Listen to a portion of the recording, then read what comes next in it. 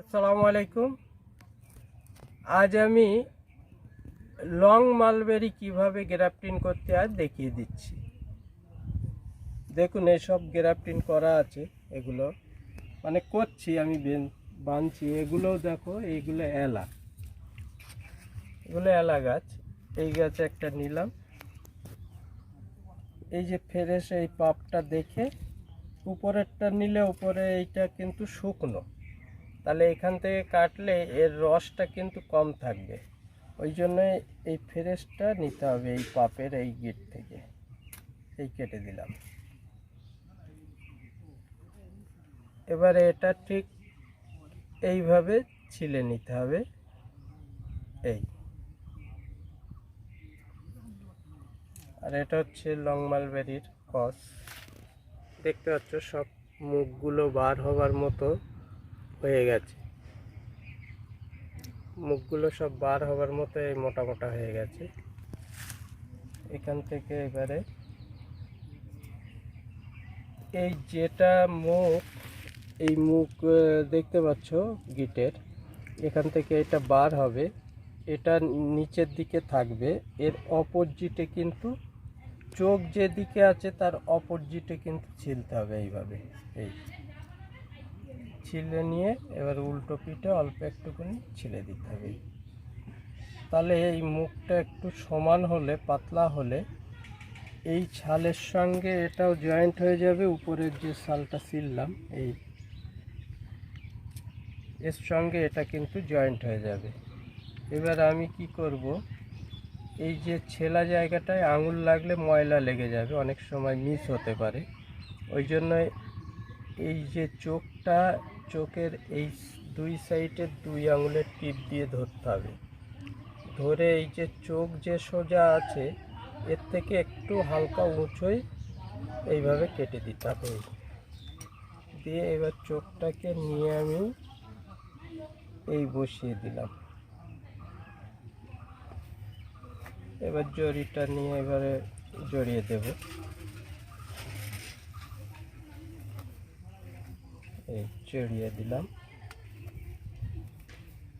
এই মাথাটাও জড়িয়ে দিতে হবে, আর এই চোখটাকে একটু ফাঁকা রাখতে হবে খালি।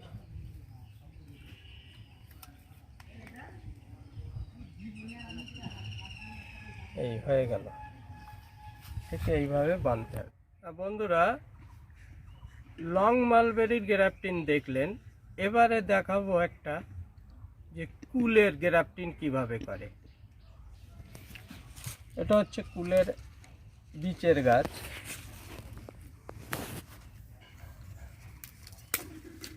এটা হচ্ছে বীচের গাছ।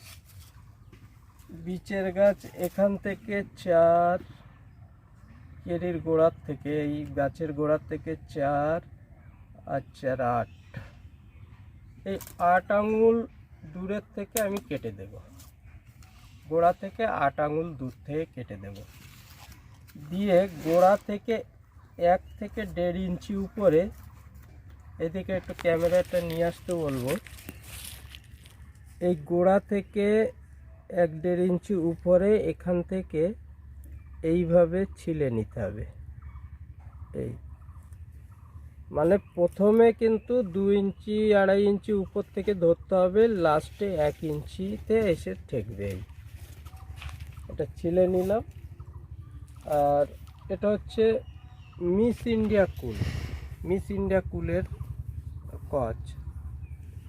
দেখতে হবে কোন চোখটা ফ্রেশ আছে। এই যে একটা ডাল গজিয়েছিল এখান থেকে, এটা কাটা আছে, কিন্তু ডালের গোড়ায় এটা হচ্ছে চোখ। এই যে এই চোখটা ফ্রেশ আছে। এই চোখটা নিচের দিকে রেখে এই উপরটাকে কাটতে হবে। এই কেটে নিলাম। এই যে কেটে নিলাম, অপোজিটে এটা কেটে দিলে ফ্রেশ হয়ে গেল। এইবারে এইভাবে ধরে এইভাবে কেটে দিলাম।